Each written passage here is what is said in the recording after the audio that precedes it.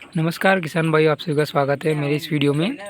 तो जो आज हमारा जो पुराना स्वराज ट्रैक्टर है जो 1984 का मॉडल है, तो आप देख सकते हैं, यानी कि आप हिसाब से लगा सकते हैं कि 32 साल हो गए इसके।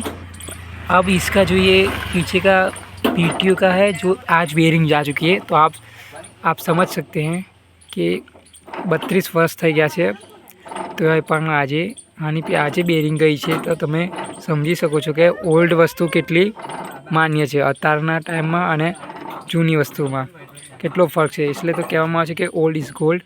તમે આ જોઈ શકો છો, અમારે અંદરથી બેરિંગ ખરાબ થઈ હતી, ઓઇલ લીક થાય છે। તમે જોઈ શકો છો, આ નીચે ઓઇલ પડી રહી છે, તો અમે એમને નવી ઓઇલ સીલ અને બેરિંગ નાખવી પડશે લાગે, એવું લાગે છે મને, કેમ કે તમે જોઈ શકો અવાજ આવે છે।